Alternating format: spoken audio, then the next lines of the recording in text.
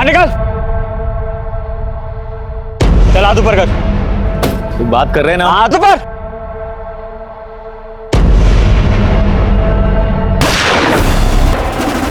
भैया भैया भैया भैया, अरे चल, अरे पहुंच जाएगी, चल छोड़ छोड़ दे।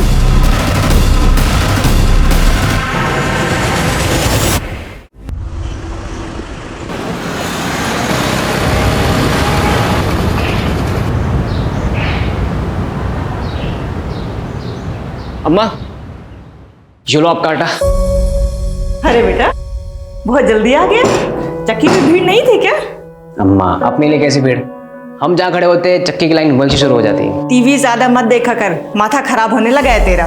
मारा, अब ज्ञान देना शुरू मत करो यार। अच्छा ये सब छोड़, जल्दी से हाथ मुंह धो ले, मैं तेरे लिए गरम गरम फुलके डालती हूँ, तुझे बहुत पसंद है ना?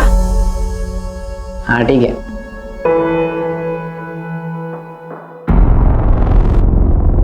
अम्मा, मैं आता हूँ। अरे कहाँ जा रहा है? अरे मैं यूं क्या यूं, आप फुलके डालो ना। अरे बेटा खाना तो खा के जा। मैं आ रहा हूँ।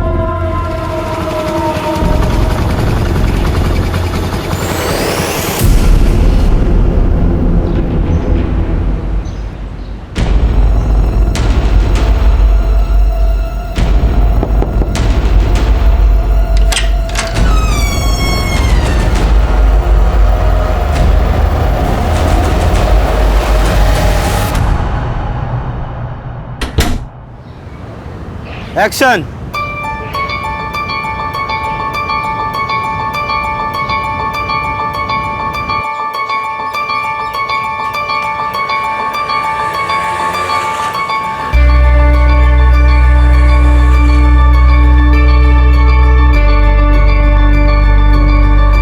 एक्सक्यूज मी, ये आपका वॉलेट वहां गिर गया था। अंकल, माँ के ऑपरेशन के ना 10,000 रुपये चाहिए, कहीं से अरेंज करा दो। माँ का ऑपरेशन नहीं हुआ, माँ मर जाएगी। अरे वाह रोहित, बहुत कमाल का वीडियो बनाया है। Thank you. वैसे कुछ तो बात जरूर है तुम में, तभी तो तुम्हारे सोशल मीडिया में लाखों में फॉलोअर्स हैं। ऐसी इंस्पिरेशनल वीडियोस बनाकर टिंग टोंग का स्टार बनाऊं मैं ना इसको अभी ऐप पर डाल देता हूँ, तो ये कल तक वायरल भी हो जाएगी। और उस पे पहला लाइक और कमेंट मेरा ही होगा। अच्छा मैं निकलता हूँ, फिर मैं बाद में आता हूँ। बाय, मैं निकलता हूँ। अच्छा ठीक है।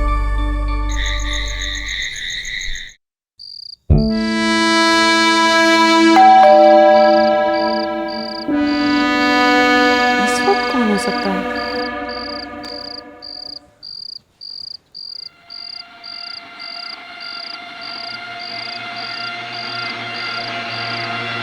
कौन है?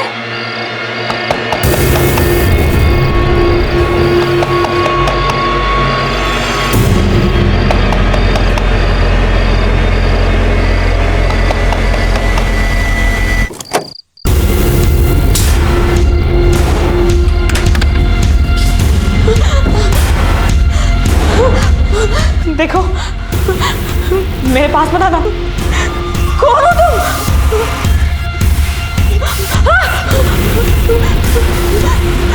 प्लीज छोड़ दो मुझे, प्लीज मुझे छोड़ दो।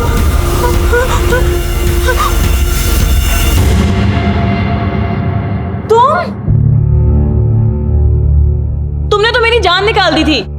जान तो मैं तुम्हारी अब निकालूंगा, पूरे 3 महीने की कसर जो पूरी करनी है। बेटा, अच्छा सुनो, गर्लफ्रेंड है मेरी, इस टेबल पे अच्छे सर्विस करना, ठीक है? धीरज, इतने पैसे कहाँ से है तेरे पास? छोड़ना यार, वैसे तू आज बड़ी हॉट लग रही है। एक किस तो बनता है। अब इतनी महंगी जगह पे लाए हो तो ना कैसे बोलूं?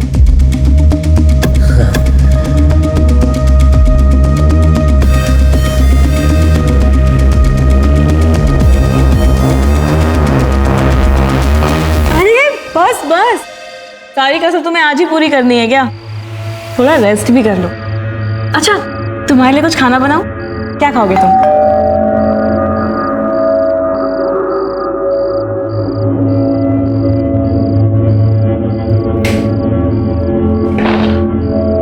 भगत तू? भैया आपका फोन लग क्यों नहीं रहा है? मैडम आपसे बात करना चाहती है। अरे यार बैटरी खत्म हो गई, ला दे। लो ना। हेलो। क्या बात है, जब से बीवी के पास गए हैं हमें भूलने लगे हैं। अरे तुम्हें भूल सकता हूँ क्या? तुम तो मेरी जान हो। अच्छा विवेक, अब जब नोएडा पहुंच ही गए हो तो अपने यूपी, दिल्ली, हरियाणा के सारे काम निपटा लो और फिर आ जाओ यहाँ अपनी जन्नत गोवा में पूरे 2 महीने के लिए। क्या कहते हो? तुम्हारा आदेश सर आंखों पे। Bye, good night, love you.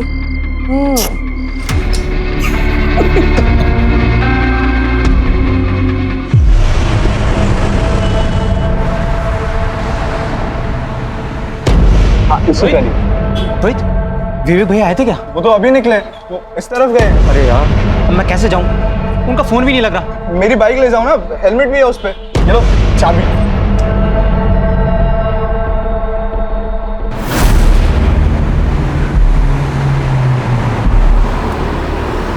विवेक भैया,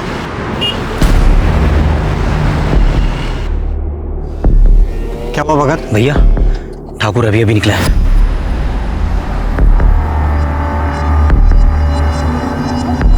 जैसा बोला था वैसा सब कुछ प्लान के मुताबिक होना चाहिए, समझ गए?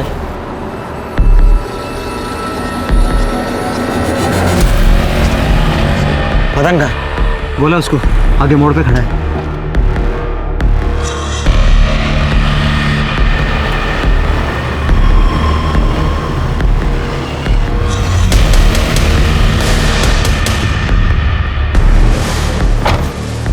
लोडेड है? पूरी भरी है भाई।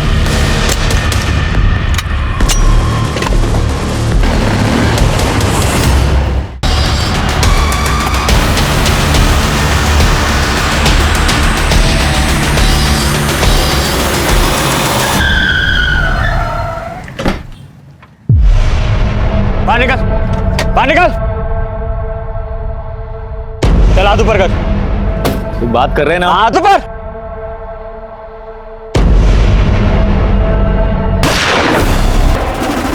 भैया, भैया, भैया, भैया। अरे चल, अरे पहुंच जाएगी, चल, छट छट दे।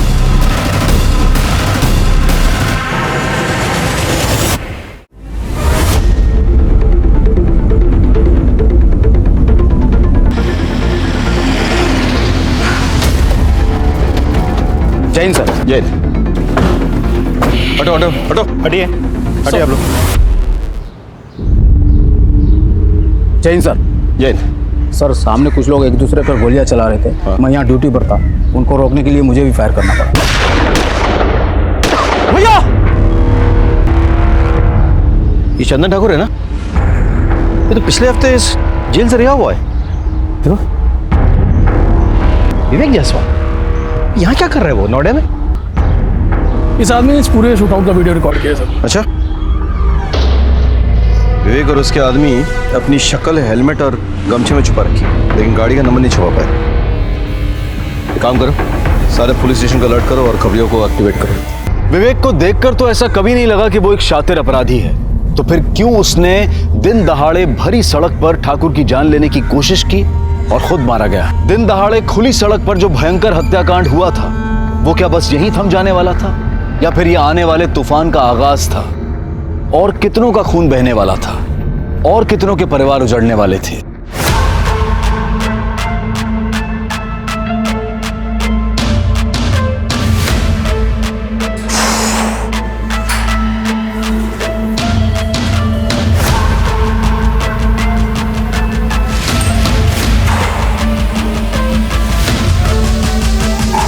Rohit,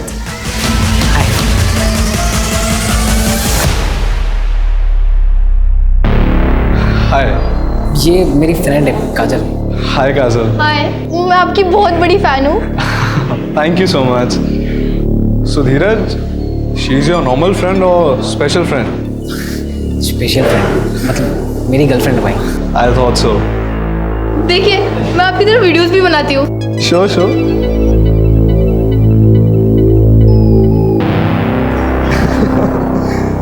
Good, good. The videos are really nice. You like them? Why don't we do one thing? हम एक वीडियो साथ में बनाएंगे. Really? Yeah, I mean, you got real talent and we'll put net on fire. Yes, yes. Just a second. Hey, hi.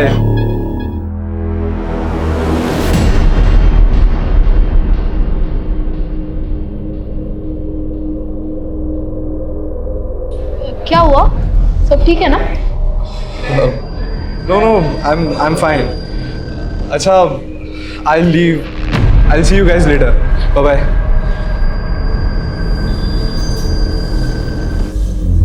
Sir लगता है फिर से gang war शुरू हो गया है। बात कुछ समझ में नहीं आई। विवेक लो प्रोफाइल रहकर वारदात करने में माहिर था। अगर उसे चंदन को मारना ही होता तो इस तरह से खुलेआम पब्लिकली सबके सामने क्यों? मतलब वो किसी सुनसान जगह में चुपचाप करता, ऐसे तो कुछ तो गड़बड़ है। हाँ, एक काम करो, विवेक का फोन चेक करो। हाँ, पता करो कि उसकी किससे बातचीत हो रही थी, किसके साथ उठना बैठना था, आजकल रह कहाँ रहा था वो। 5 साल से गायब था वो, अभी कहाँ रह रहा था वो? शायद वहाँ पे कुछ सुराग मिल जाए। तब तक मैं उनके बाप से मिल के आता हूँ। सर, इन लोगों का बाप कौन है? सरताज।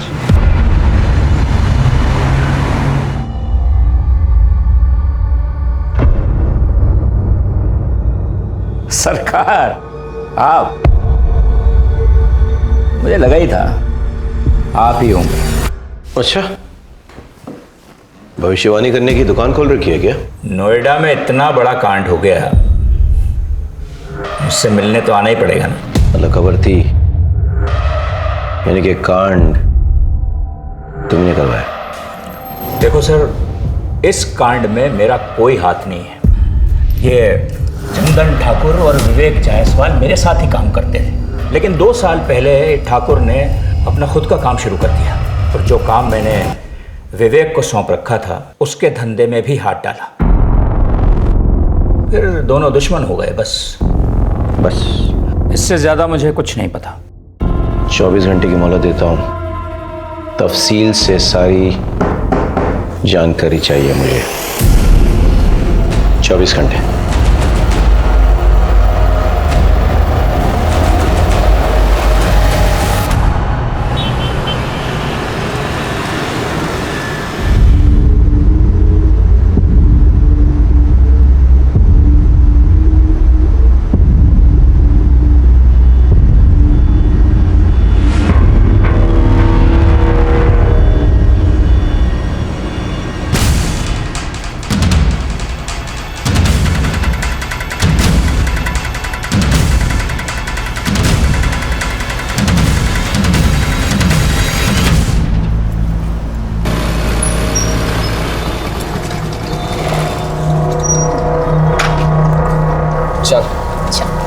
कल मिलते हैं, ठीक है? ये यहाँ क्या छुपा रहा है? कोई सरप्राइज है? ये कुछ नहीं है। तू मेरे अलावा किसी और से डेट कर रहा है ना? उसी के लिए लेना है गिफ्ट? दिखा, तू पागल हो गई है क्या? तो दिक्कत क्या है? दिखा ना। काजल, मैंने कहा ना ऐसा कुछ नहीं है मेरे पास।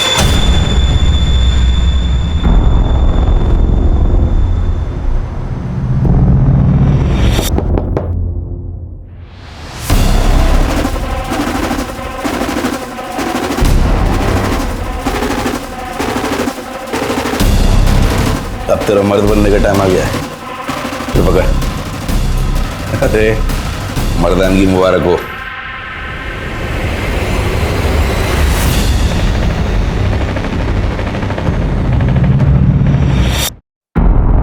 क्या है? हाँ? अरे तू भी यार कुछ भी। अगले महीने क्या है, दिवाली है ना, तो दीदी अपने बच्चों के साथ घर आई हुई है। और अम्मा ने अपने भांजों के लिए कुछ खिलौना खरीदने के लिए गया है, तो बस वही हमने यही खरीदा है। मैं तो डरा ही दिया था। एक सेकंड, तुझे क्या लगा ये असली है? हाँ। हम कोई गैंगस्टर बनने वाले हैं क्या? वो धीरे बोल, कोई सुन लेगा। हाँ, तो हम किसी से डरते हैं क्या? नोएडा के होने वाले बादशाह हम क्या? बादशाह। हाँ। बाय। जवानी की दहलीज पर कदम रख रहे धीरज के हाथों में जानलेवा हथियार देकर क्या उसे भी गुमराह किया जा रहा था, या फिर धीरज खुद जानबूझकर गुनाह के दलदल में अपने पांव रखने जा रहा था? उसके मन में पिस्तौल की मदद से अपनी मर्दानगी साबित करने की ख्वाहिश क्यों और कहां से आई? और अभी अभी घटी घटना का 17 साल के धीरज से क्या वास्ता था?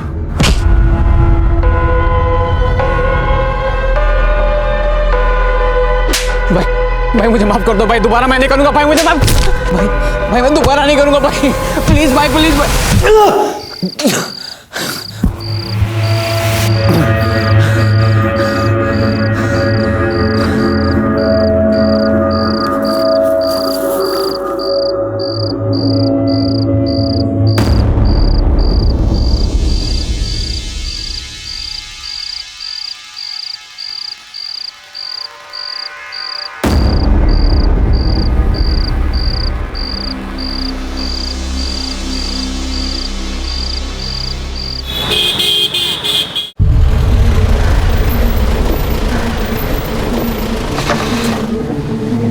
सर, विवेक जायसवाल के कॉल रिकॉर्ड्स। नोएडा सेक्टर 37 में रहता था विवेक जायसवाल? जी सर, कॉल रिकॉर्ड्स के मुताबिक पिछले 4-5 दिनों से रात भर उसके मोबाइल का लोकेशन वहीं का दिखा रहा है। पता करो वो किसके साथ रहता था, क्या क्या करता था। हाँ,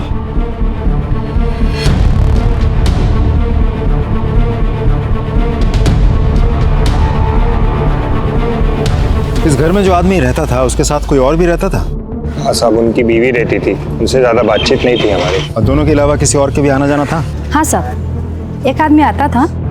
एक दिन मैं मार्केट जा रही थी तो उस आदमी के साथ में जाता हुआ मैंने देखा।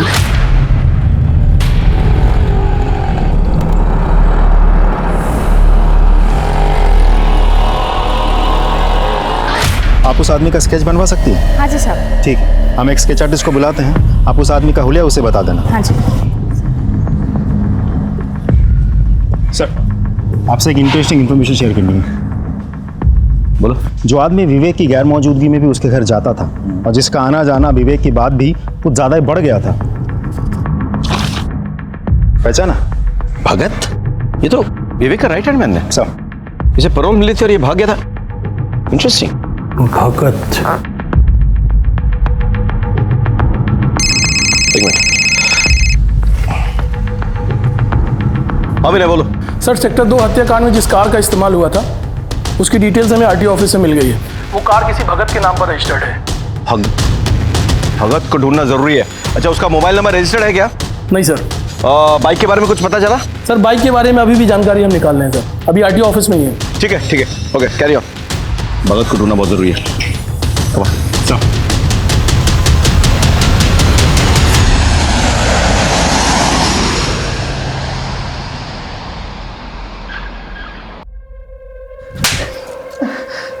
ये सब हुआ कैसे और तू कहां मर गया था तब? माफ कर दे दीदी। देख भगत, माफी तुझे सिर्फ तब मिलेगी जब ये पूरे का पूरा केस बिना सबूत के सॉर्ट आउट हो जाएगा। और ये दूसरा थप्पड़ इसलिए ताकि तुझे याद रहे कि ये पूरा मैटर फटाफट रफा दफा करना है, वरना तेरी खैर नहीं। समझा तू? चल निकल यहां से, माफी का बच्चा। मैं गोवा रिटर्न जा रही हूँ, एक फ्लाइट की टिकट कराओ फटाफट। सर, सेक्टर 2 हत्याकांड में जिस बाइक का इस्तेमाल हुआ था उसकी डिटेल्स मिल गई हैं। एक मुकेश नाम का बंदा है सर, बाइक उसी के नाम रजिस्टर्ड है। मुकेश को बाहर बिठा कर रखा है। भेजिए उनको। सर।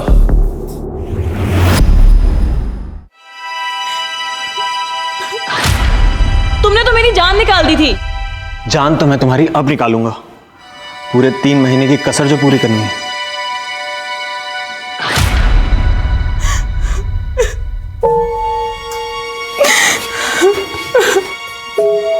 भाभी, खाना खा लीजिए भाभी। अरे ऐसा कब तक चलता रहेगा? अगर ऐसे चलता रहा तो ये खूबसूरत चेहरा मुरझा जाएगा। अब किसके लिए अपनी खूबसूरती बचा कर रखूं? जिसके लिए सजती संवरती थी वो तो हमेशा के लिए छिन गया मेरे से। सर, ये मुकेश और ये सुरेश है सर, ये दोनों फोटो स्टेट की दुकान चलाते हैं। इन्हें सेक्टर 2 वाले हत्याकांड का वीडियो दिखा।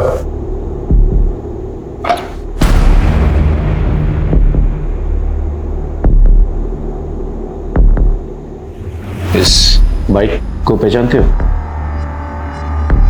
जी, ये तो मेरी बाइक है और हेलमेट भी मेरा ही है।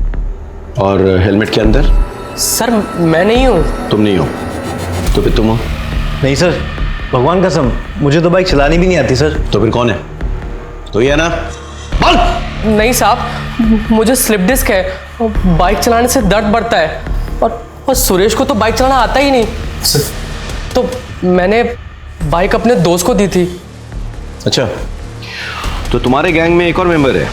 हमारी कोई गैंग नहीं है सर। अच्छा चल, कोई गैंग नहीं है, दोस्त है। कौन है दोस्त? रोहित। तो रोहित ने गोली चलाई? नहीं सर, रोहित से तो ये छोटा लग रहा है, और वैसे भी sir Rohit social media star है, सब यंग लड़के लड़कियां उसे जानते हैं। ये फोटो देख, जानता है इसे? हाँ, ये तो हमारे शॉप पे आते थे फोटो स्टेट कराने। क्या बात है सर जी, आप कब आ गए? बस कुछ दिन पहले। कैसा हीरो? बस मस्त भैया, आपका आशीर्वाद है। मुकेश, ये ले इसकी 3 कॉपी कर दे। तो इस नामचीन गैंगस्टर को जानते हो तुम? दोस्ती है तुम्हारी? नामचीन गैंगस्टर? नहीं सर, ये तो विवेक भैया है, ये तो बड़े शरीफ आदमी थे। इस शरीफ आदमी से तुम्हारी पहचान किसने करवाई? सर रोहित ने मिलवाया था। रोहित कहाँ पे है? नहीं पता सर। सर मैं फोन करता हूँ। स्पीकर पे डाल। जी sir. The number you are trying to call is currently switched off. Please try again later. दोनों को बिठा के रखो और रोहित का पता लगा। चलो। धीरज, मैंने तुझे जो घोड़ा दिया था ना, अब उसका इस्तेमाल करने का वक्त आ गया है। ये दोनों मेरे आदमी हैं, दीपक, सपरू। ये तेरे साथ जाएंगे तेरा जिगरा देखने के लिए। जी भैया। और उसका सेक्टर 2 हत्याकांड में सर जिस बाइक का इस्तेमाल हुआ था, वो बाइक गोल मंदिर के पीछे एक दुकान है उसके सामने से मिल गई है। ये उस दुकान की सीसीटीवी फुटेज है सर।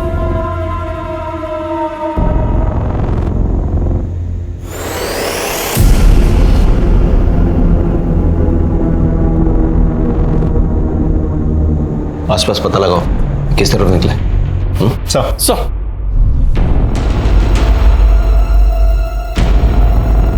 सुनिए जरा, इस आदमी को देखा है? हाँ सर, ये आदमी यहाँ पर आया था, मुझे लेके वहाँ से एक बंगलों में गया, वहाँ से एक मैडम लिए, सेक्टर नंबर 10 में लोग को छोड़ा मैं। तुम्हें इतना सब कुछ कैसे याद है? सर वो मैडम बहुत रो रही थी, इसीलिए मुझे याद है। अभिषेक,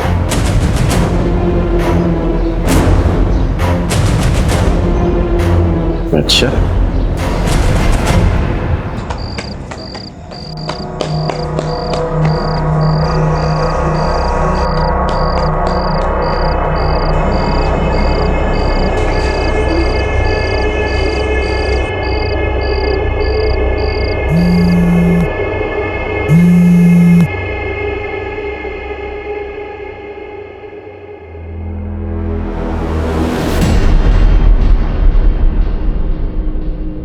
हेलो। ओके, नो प्रॉब्लम, मैं अभी आती हूँ। हाँ। हेलो अंकल, वो आपकी दुकान पे ना मेरी पर्स रह गई है, घर की चाबी भी उसी में है। माँ जगराते गई है, घर देर से लौटेगी। अब घर कैसे जाऊँ समझ ही नहीं आ रहा। नहीं, आपको यहाँ आने की कोई ज़रूरत नहीं है। मैं आती हूँ ना, मैं आपके घर आके दुकान की चाबी ले लूँगी, दुकान से अपनी पर्स लेके आपको चाबी लौटा दूँगी। हाँ, ओके, थैंक यू अंकल। मासूम काजल घर पे होने के बावजूद झूठ बोल रही थी। क्या वो इस केस से जुड़ी किसी बात को छुपा रही थी या किसी नए अपराध का खुद शिकार बन रही थी? मामला दिन ब दिन बिगड़ता जा रहा था। रागनी,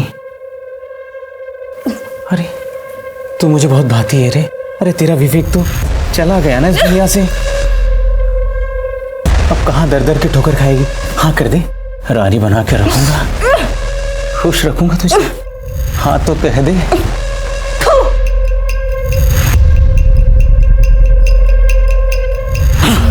सारा मूड खराब कर दिया।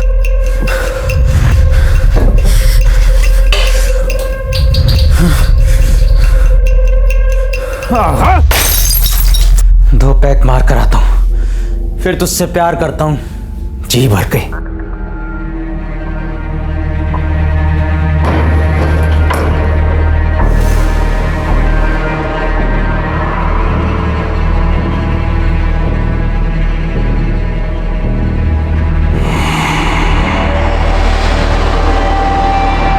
काजल कितने सारे मिस कॉल्स।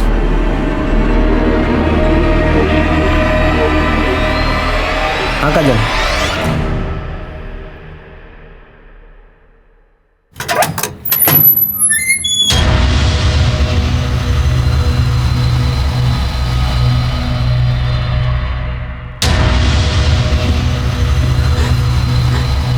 मेरे पास मत आना, वरना मैं अपनी जान ले लूंगी। चलो खोलो।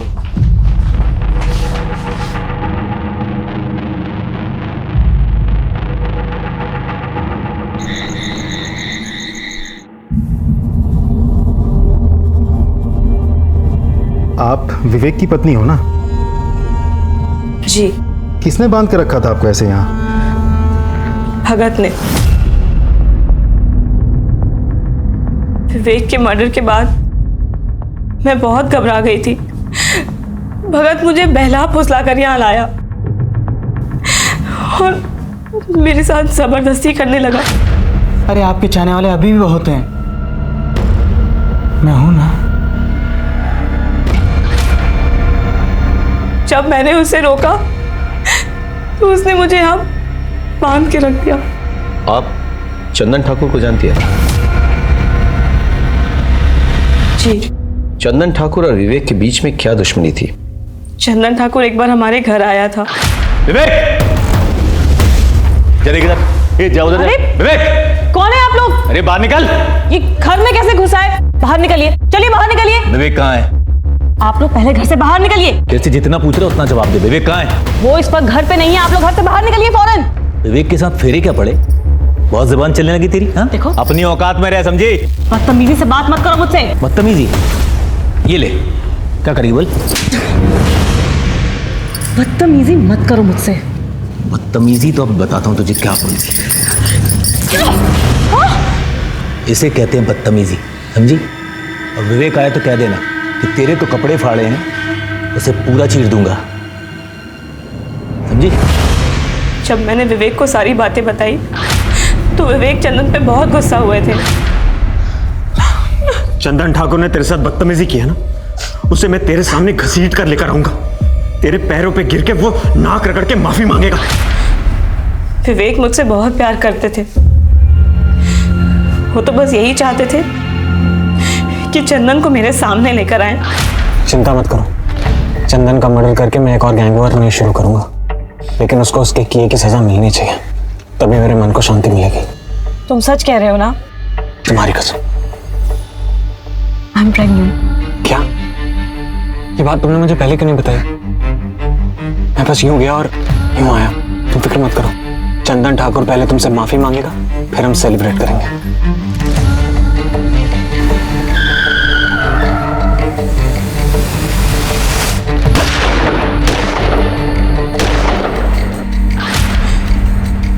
वो मेरी और हमारे होने वाले बच्चे की झूठी कसम कभी भी नहीं खा सकते। अच्छा, भगत का नंबर तो होगा आपके पास? हाँ सर,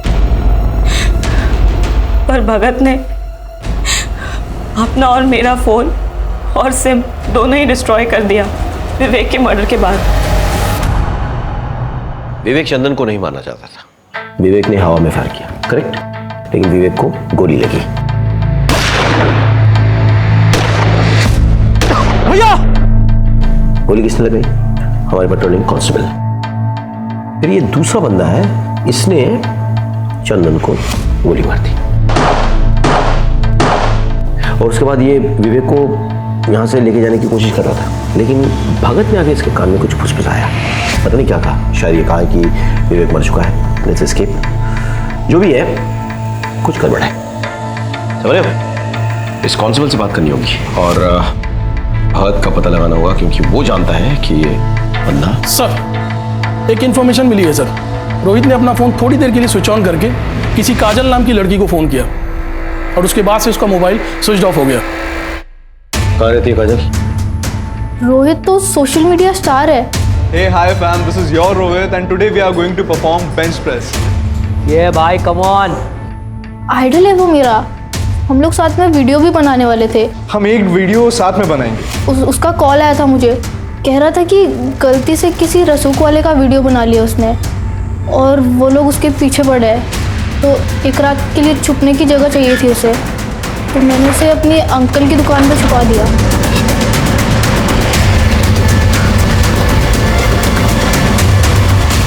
कौन से? ये दुकान है। शटर खोलो।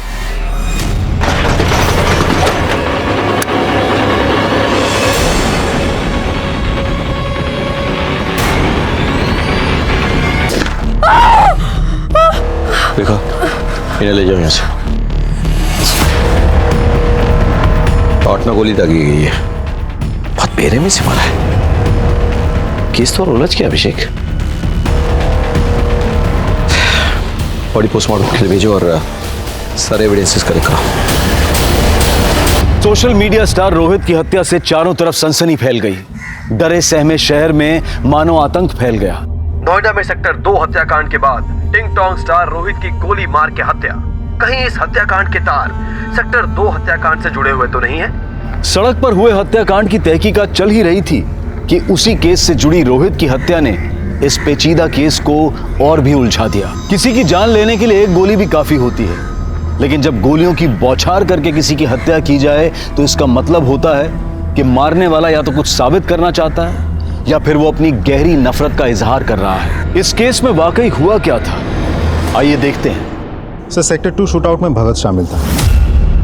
रागिनी को बंधक भी भगत नहीं बनाया था। सर, मुझे तो लगता है रोहित का मर्डर भी भगत नहीं किया हो। भगत क्यों रोहित को मारना चाहेगा?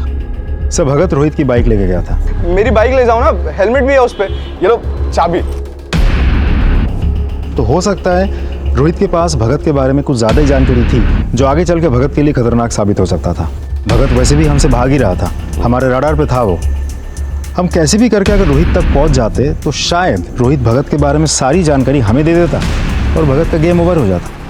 अच्छा, ये सेक्टर 2 शूटआउट में जो कांस्टेबल इन्वॉल्व था वो कब आ रहा मिलने? सर, वो कल सुबह पुलिस स्टेशन आ रहा।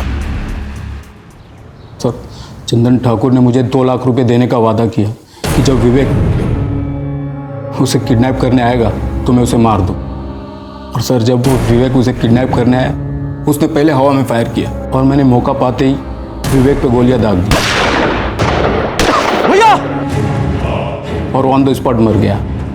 मगर ये मदन गड़बड़ कर गया। इसने डर के मारे चंदन पे गोलियां चला दी सर, और वो भी वहीं मर गया। जो मेरे पैसे तो नहीं मिले सर, अब मेरी नौकरी भी जाएगी सर। प्लीज सर, गलती होगी सर। क्या इस प्लान में विवेक की पत्नी शामिल थी? और इसका लूज sir, please sir, forgive me sir. Ragini ji, जब भगत आपको यहाँ से ले गया और बंधक बना के रखा, तब उसकी बातों या चाल से आपको कुछ अंदाजा हुआ कि वो कहाँ जाने वाला था, किससे मिलने वाला था, क्या करने वाला था?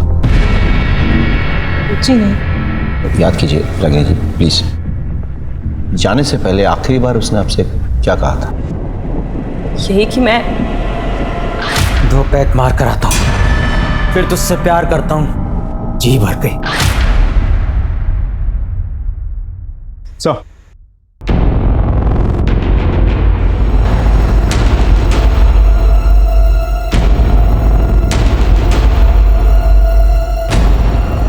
इस आदमी को देखा है? हाँ सर, आया था 1-2 दिन पहले। सर, जब लास्ट टाइम आया था तो पैक मारा और फिर यहाँ से चला गया। फिर वापस सर आया तो बोला कि मोबाइल मेरा खो गया, अर्जेंट कॉल करने। फिर मेरे ही सर मोबाइल से कॉल किया और एक गाड़ी आई, फिर उसमें बैठ कर चला गया। कौन सा नंबर पे फ़ोन किया था? और एक्चुअली क्या है कि नंबर तो बहुत आते रहते हैं, नंबर याद नहीं है। ध्यान से देखिए, क्या पता नंबर मिल जाए। तो सॉरी, डिलीट हो गया सर। कोई बात नहीं, मुझे आपका नंबर मिल सकता है? क्यों सर। हेलो, सब इंस्पेक्टर अभिषेक त्रिपाठी बोल रहा हूँ। मैं आपको एक नंबर भेज रहा हूँ, उस नंबर के पिछले 1 हफ्ते की कॉल डिटेल्स चाहिए मुझे। सर, बार मैनेजर की कॉल रिकॉर्ड्स आ गई है। भगत ने उसके नंबर से जिस नंबर पर कॉल किया था, वो नंबर किसी मनोज शास्त्री के नाम पर रजिस्टर्ड है। मनोज शास्त्री? सर, ये नंबर आपका है? जी सर, ये नंबर मेरे नाम पे है, पर मेरे पास नहीं है। तो फिर किसके पास है? दरअसल वो नंबर मैंने अपने बड़े भाई को दिया है।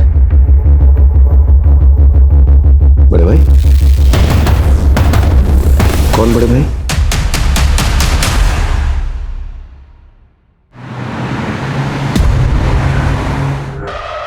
ग्रेटर नोएडा के पास जो गोडाउन्स हैं उसमें गोडाउन नंबर 3 के पीछे एक छोटी सी रोड जाती है।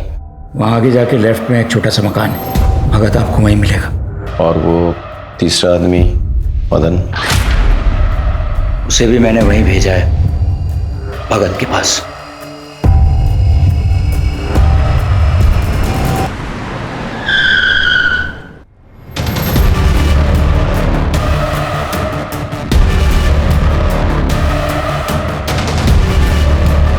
ए भगत, पुलिस!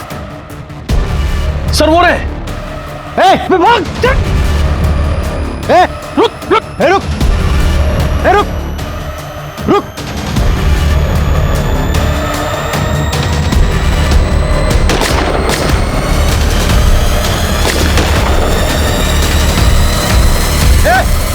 ए रुक जा!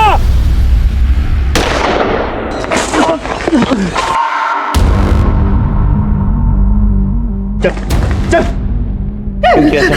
ऐसा क्यों किया तूने? बोल बोल, क्यों किया तूने ऐसा? बताता हूँ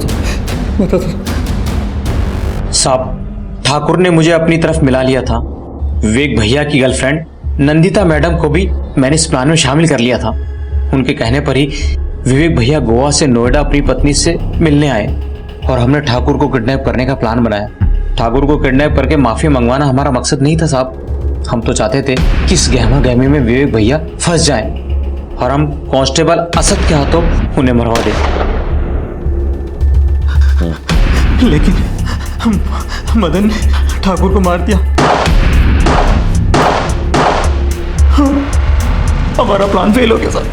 कहाँ मिलेंगी नंदिता? नंदिता कहाँ मिलेगी? गोवा में आरामबोली बीच के पास। गोवा पुलिस से कांटेक्ट करो, नंदिता को अरेस्ट करने का इंतजाम करो। सब अब बताओ, रोहित को क्यों मारा? नहीं साहब, मैंने रोहित को नहीं मारा। मैं रोहित को क्यों मारूंगा साहब? अभी भी छिपा रहा है? हाँ, और पिटेगा? बोल, रोहित को क्यों मारा, कैसे मारा, किसकी मदद से मारा? बोल। साहब आपको सब कुछ तो बता दिया। अगर मैं रोहित को मारता तो वो भी बता देता ना साहब। भगवान का मैंने रोहित को नहीं मारा साहब। क्या इस प्लान में विवेक की पत्नी शामिल थी? नहीं सर, वो तो सीधी सादी औरत है।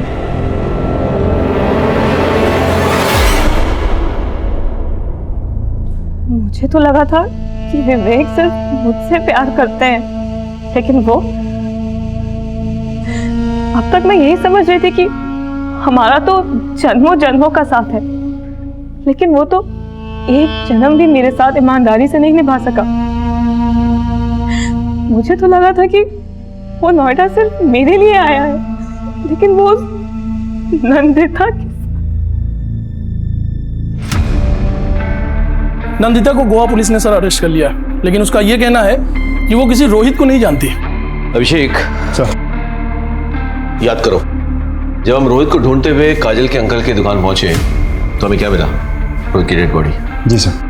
ताला टूटा हुआ था, यानी कि कोई जबरदस्ती दुकान में घुस आया था और उसने रोहित को मार डाला। लेकिन सोचने वाली बात यह है कि यह जगह रोहित की रोज के जाने वाली जगह नहीं थी। शायद वो पहली बार गया था, तो किसी को कैसे पता कि रोहित वहां है? Important point. ये सोचो कि काजल के अलावा और कौन जानता था कि रोहित उस दुकान में छिपा हुआ है? रोहित दुकान में छिपा हुआ था, ये बात तुम्हारे अलावा और किसी को पता था? नहीं सो। आयशा, हाँ। अच्छे से याद करके बताओ, शायद तुमने किसी और को बताया हो। नहीं तो। हाँ, मैंने ये बात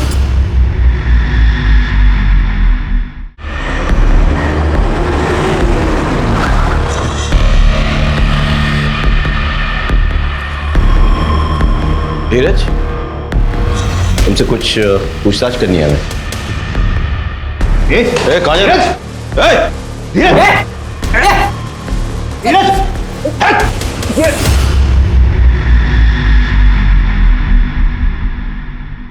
सर मैं सच बताता हूँ, मुझे माफ कर दीजिए सर। मैं बस मैं बस दबंग बनना चाहता था। क्यों? क्योंकि गली मोहल्ले में आते जाते लोग मुझे परेशान करते थे सर, मेरा मजाक उड़ाते थे, मुझे मारते थे सर, और मैं कुछ नहीं कर पाता था। फिर मैंने एक दिन मंदीप भैया को देखा, लोगों ने सलाम दुआ कर रहे थे, उनके पैर छू रहे थे। मैंने सोचा मुझे भी ऐसी इज्जत चाहिए, इसलिए मैंने उनसे दोस्ती कर ली। अपनी काबिलियत और मर्दानगी साबित करने के लिए उन्होंने मुझे रोहित को मारने का काम दिया। इसे जानता है? नहीं भैया। इसे मारना है, इसे ढूंढ और जैसे ही दिखे मुझे खबर कर। इत्तेफाक से रोहित को मेरी गर्लफ्रेंड काजल ने उसके अंकल की दुकान पर छुपा कर रखा था। धीरज, पता है आज क्या हुआ? क्या हुआ? वो सोशल मीडिया स्टार है ना रोहित, तुम्हारा दोस्त, उसका कॉल आया था मुझे, मुझसे हेल्प मांग रहा था। उसे ना एक रात के लिए छिपने की जगह चाहिए थी, मैंने उसे छिपा दिया अपने अंकल की दुकान पे। मैं गया वहां पे, मैंने दुकान का ताला तोड़ दिया। धीरज तू? और मैंने रोहित को गोलियों से मार दी। ये क्या?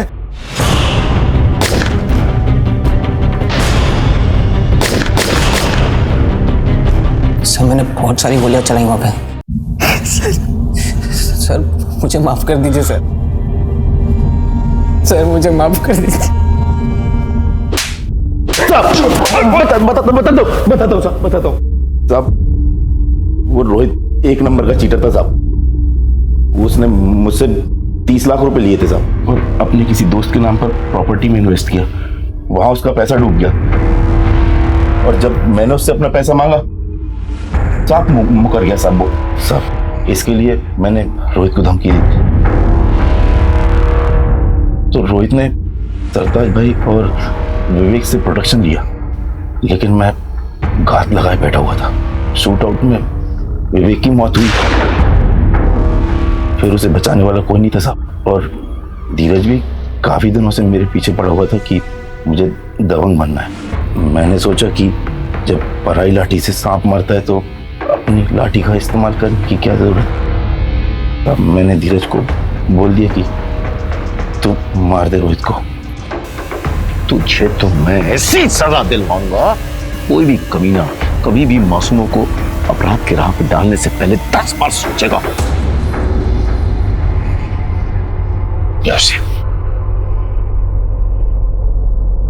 आमतौर पर आपराधिक जीवन की शुरुआत कच्ची उम्र में होती है। फिल्मों और दूसरे माध्यमों में जिस तरह से दबंग, डॉन्स और गैंगस्टर्स को ग्लैमरस रूप में परोसा जाता है, उसका गहरा असर कच्ची उम्र के बच्चों पर पड़ता है। धीरज के साथ भी यही हुआ था। काश उसकी मां अपने लाडले की चाल ढाल में आए बदलाव को समझकर उसे रोक पाती, तो आज धीरज गुनहगार नहीं बनता।